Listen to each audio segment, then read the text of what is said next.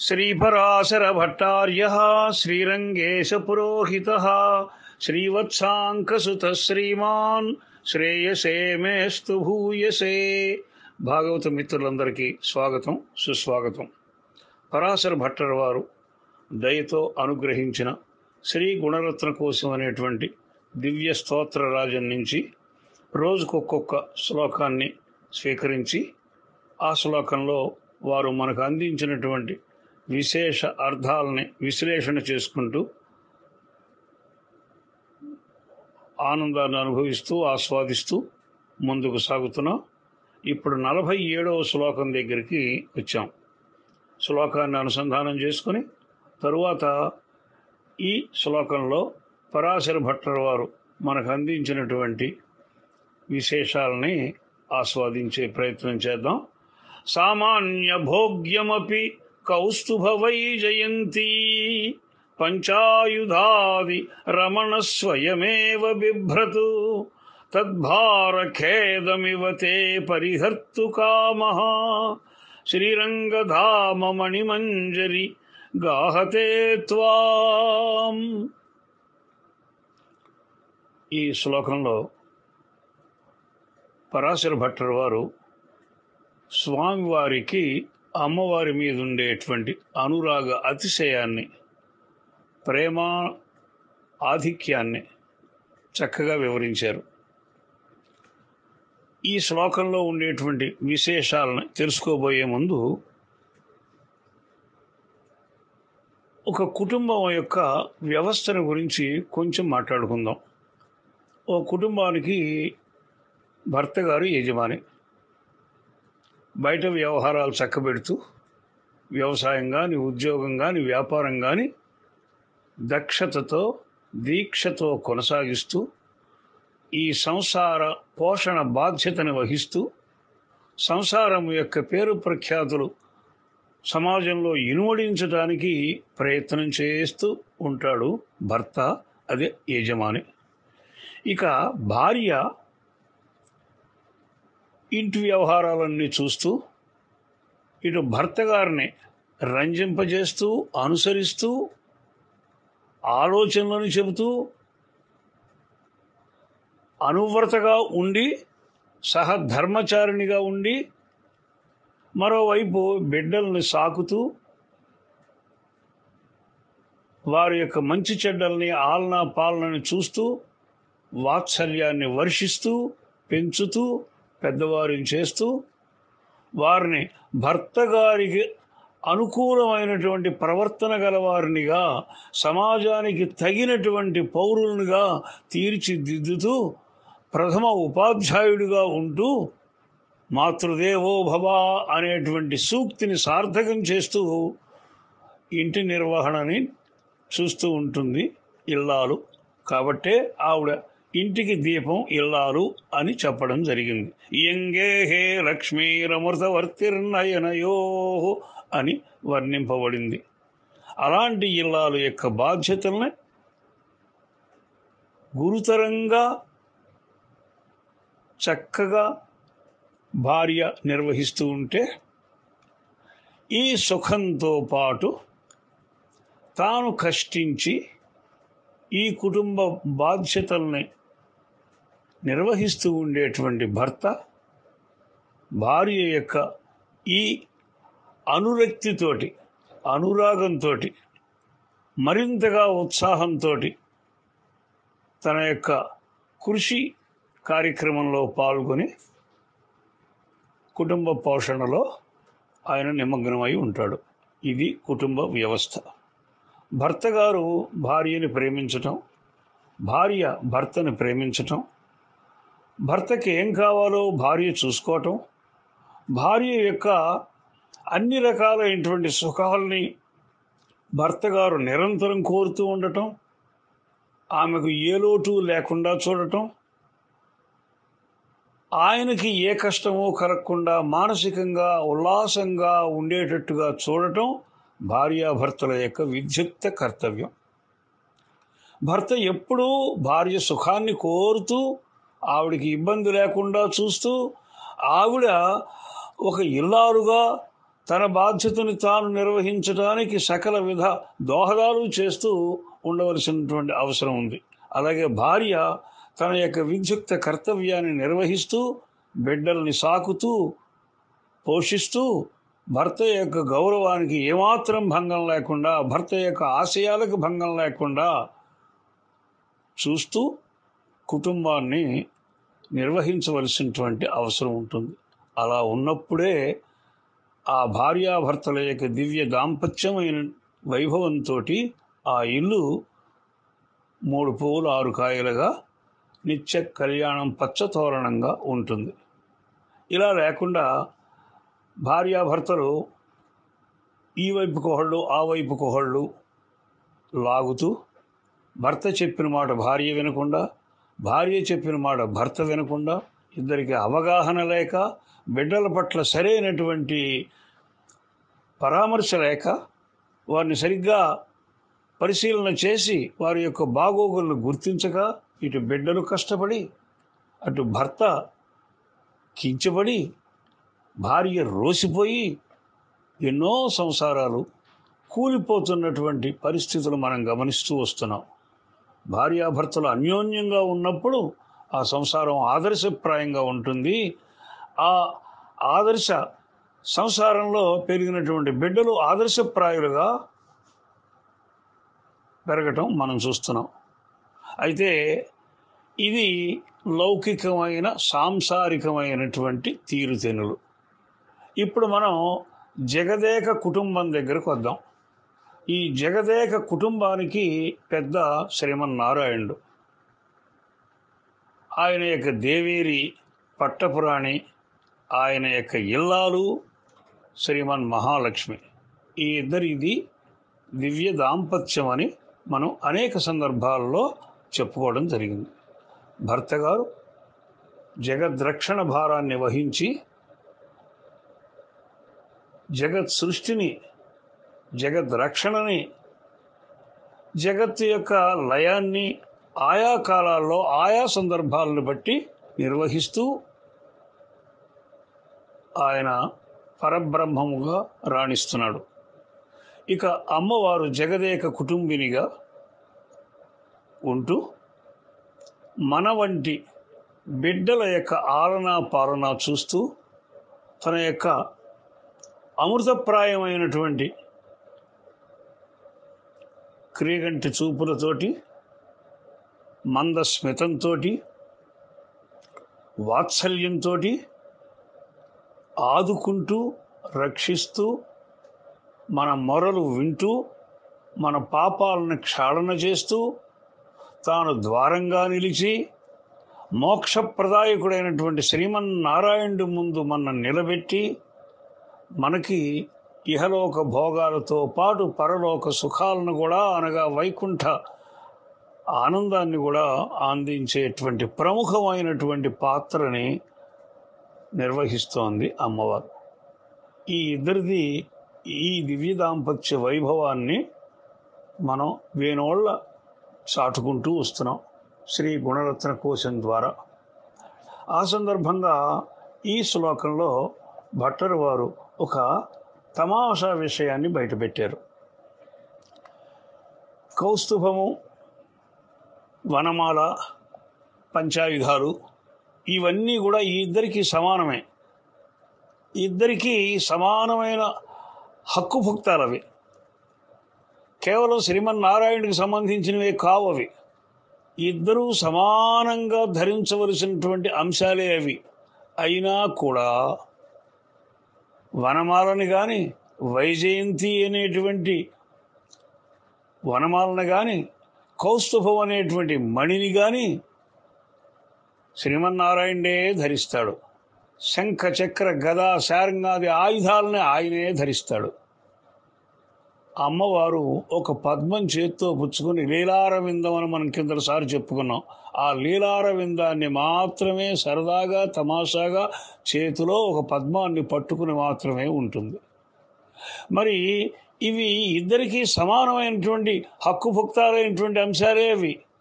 కౌస్తుభం, ఇటు వైజయంతి, శంఖ చక్ర గద శారంగాది ఆయుధాలు ఇద్దరివి, అవి ఇద్దరు సొమ్ములు. మరి ఆయనే భరిస్తున్నాడు, ఆయనే ధరిస్తున్నాడు, అమ్మవారు ధరించటం లేదు. ఎందువల్ల అని మన భట్టర్ వారు ప్రశ్నించుకొని చెప్తున్నారు.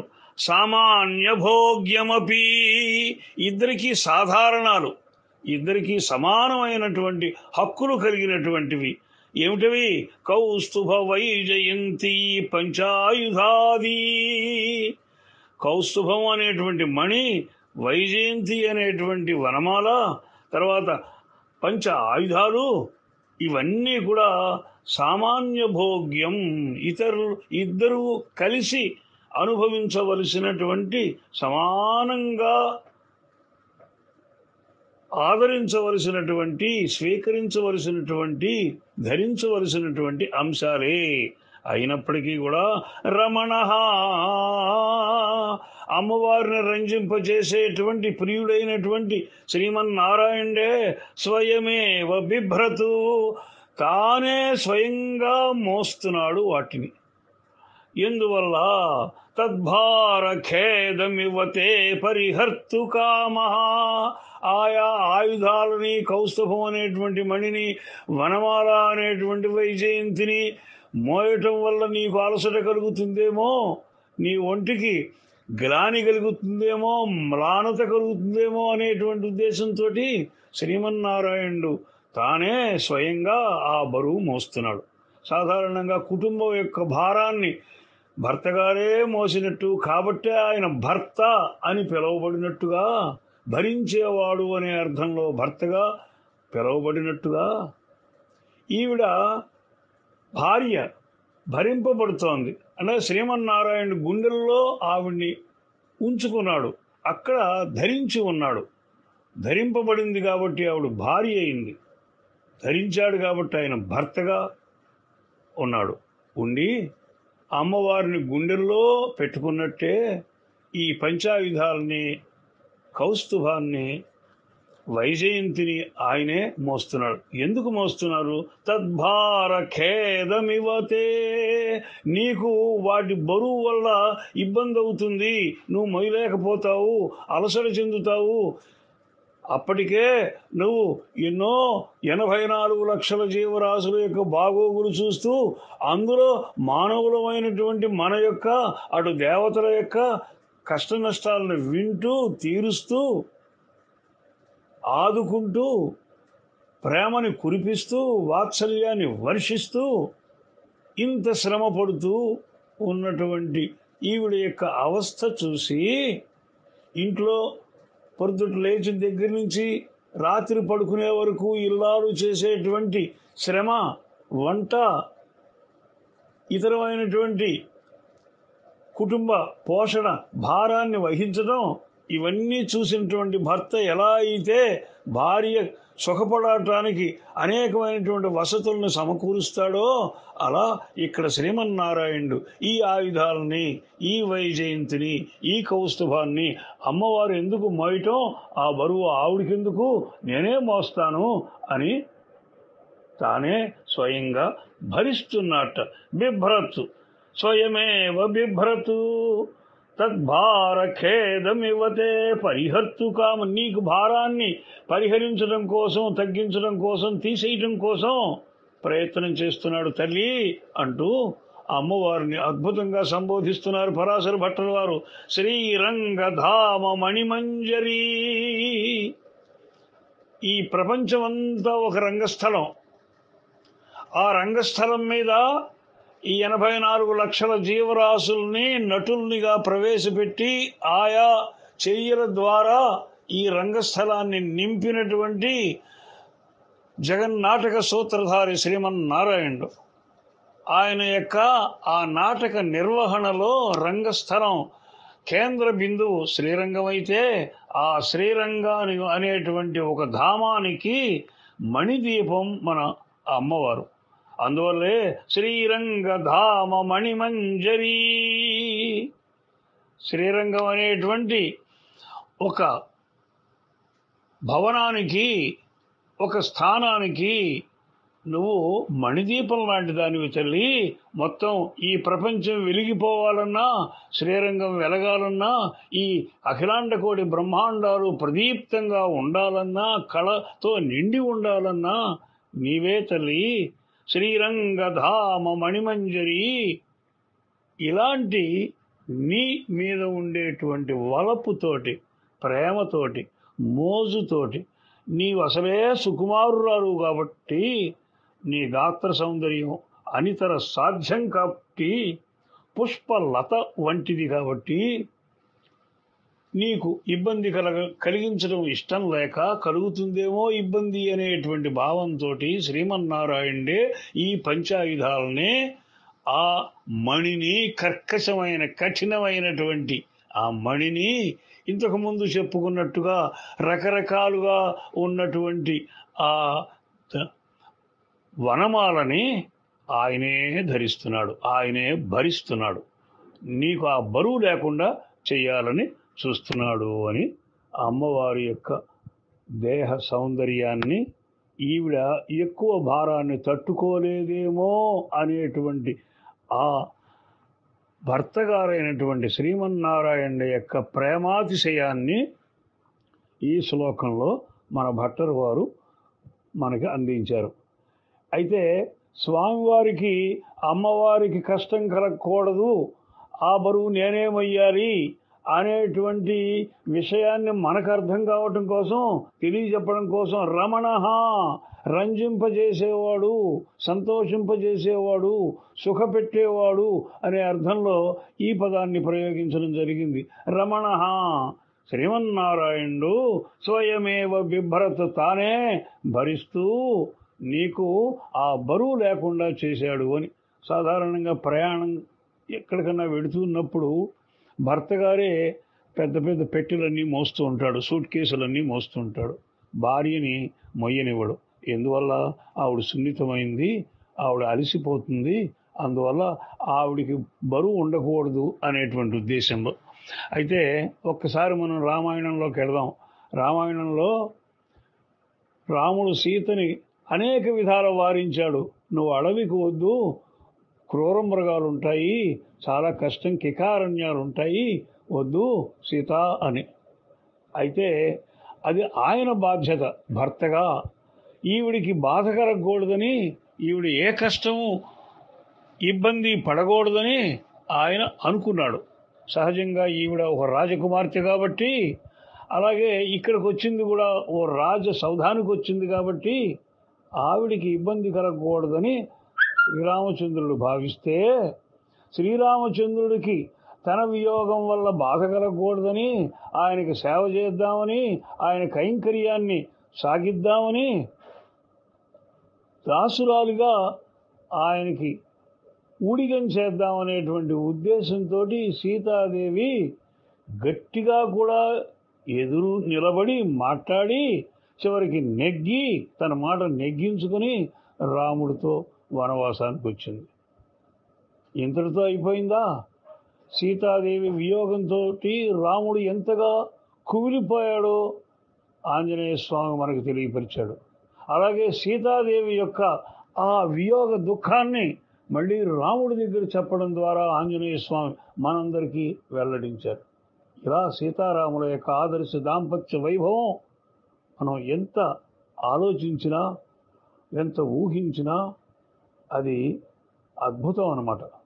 అదే వైభవాన్ని శ్రీమన్నారాయణుడు భర్తగా భార్య అయినటువంటి లక్ష్మీదేవికి భారం ఉండకూడదని, భారం కాకూడదని పంచాయుధాలని, తర్వాత ఈ రత్నాన్ని, కౌస్తుభరత్నాన్ని, వనమాలని తానే ధరించి ఆ బరువేదో తానే మోస్తూ భర్తగా ఆయన సార్థకమైనటువంటి నామధేయం కలిగి, ఈవిడ భార్యగా భరింపబడేదిగా తానే మోస్తూ ఈవిడ భారాన్ని గుండెల మీద, ఇలా అన్యోన్యానురాగాన్ని ఈ దంపతులిద్దరూ కూడా, ఈ ఆది దంపతులిద్దరూ కూడా ప్రదర్శించారు అని మన భట్టర్ వారు మనకు తెలియజేస్తున్నారు.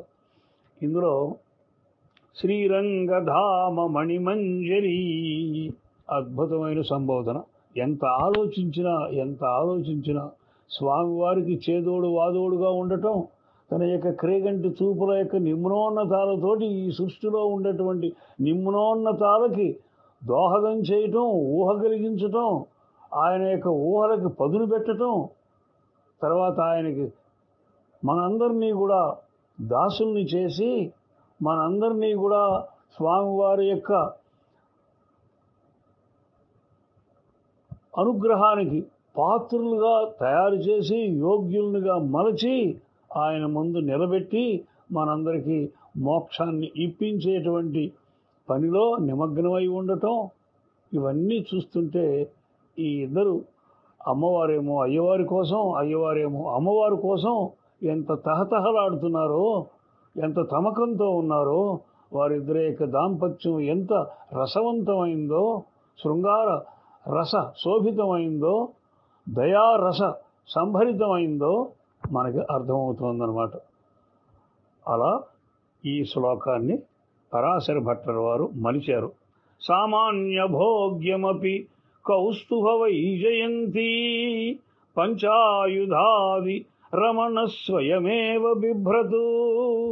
అమ్మవారికి కూడా ఈ ఆయుధాల మీద సమానమైనటువంటి హక్కు ఉంది.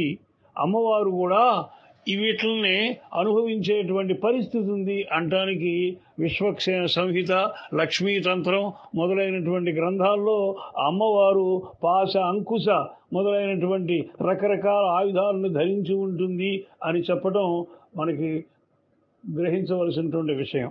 అంతేకాకుండా అమ్మవారిని 8 విధాలుగా కొలవటం లోకంలో మనం చూస్తున్నాం. ఆ 8 రకాలని అష్టలక్ష్ములు అంటాం. అందులో వీరలక్ష్మి అని ఒక స్వరూపం అమ్మవారు. అమ్మవారు శౌర్యాన్ని ప్రదర్శించి ఎప్పుడైనా తన బిడ్డలైనటువంటి మన వంటి వారికి కష్టం కలిగించేటువంటి దుస్తులు పుడితే వారిని శిక్షించడం కోసం అవసరమైతే కత్తి పట్టగలదు, ఆయుధాలను ధరిస్తుంది, వారిని అంతం చేస్తుంది అని సూచించడం కోసమే వీరలక్ష్మి అనేటువంటి ఒక తత్వాన్ని అమ్మవారి యొక్క విధానంగా మనం చెప్పుకుంటూ ఉంటాం. అష్టలక్ష్ములు అంటూ ఉంటాం. అందులో వీరలక్ష్మి ఒకటి. అంటే వీరత్వాన్ని ప్రదర్శించి తన బిడ్డల్ని ఇబ్బంది పెట్టేటువంటి దుష్టుల్ని, దుర్మార్గుల్ని ఈవిడ అవసరమైతే ఖండిస్తుంది, సంహరిస్తుంది అని తెలియజేయటం కోసమే వీరలక్ష్మి స్వరూపాన్ని మనం అర్చిస్తూ ఉంటాం. అలా ఈవిడికి ఈ ఆయుధాలు ధరించడం అనేటువంటిది స్వామివారితో సమానమైనటువంటి హక్కే. కానీ స్వామివారు అంతదాకా రానివ్వరు. అలాంటి దుష్ట శిక్షణ ఏదో తానే చూసుకుంటారు. కాబట్టి ఆయుధాలని తానే మోస్తారు, దాన్నే ఆయనే ధరిస్తారు. అమ్మవారు మాత్రం అలవోకగా ఒక పద్మాన్ని చేత్తో పుచ్చుకుని ఉంటుంది. కాబట్టి వీరిద్దరి యొక్క భర్తగా ఆయన, భార్యగా ఈవిడ ఎలా అన్యోన్యము అనురాగ సంభరితమైనటువంటి దాంపత్యాన్ని అనుభవిస్తున్నారు. అది చూసి మనం సంతోషించేటట్టుగా వాళ్ళు మనని ఆదుకుంటూ ఆయన భర్తగా, గృహ యజమానిగా, ఈవిడ భార్యగా, జగదేక కుటుంబినిగా, ఇల్లాలుగా, మన తల్లిగా ఎలా ఇద్దరు కూడా ప్రవర్తిస్తున్నారో ఈ శ్లోకం ద్వారా మనం అర్థం చేసుకోవాల్సి ఉంటుంది. ఇలా ఒక అద్భుతమైన, సమంజసమైన, సరసమైన విషయంతో పరాశర భట్టర్ వారు ఈ శ్లోకాన్ని రంగరించి మనకు అందించారు. అందుకు వారికి అనేక దాసోహాలు సమర్పిస్తూ ఈ కార్యక్రమాన్ని సుసంపన్నం చేస్తున్నటువంటి భాగవత మిత్రులందరికీ పేరు పేరు వరుసన ధన్యవాదాలు తెలియజేస్తున్నాను. ఇది 47వ శ్లోకం. 48వ శ్లోకంతో మళ్ళీ మీ ముందుకు వచ్చే ప్రయత్నం చేస్తాను. అప్పటిదాకా సెలవు. జై శ్రీమన్నారాయణ. జై భగవద్ రామానుజ.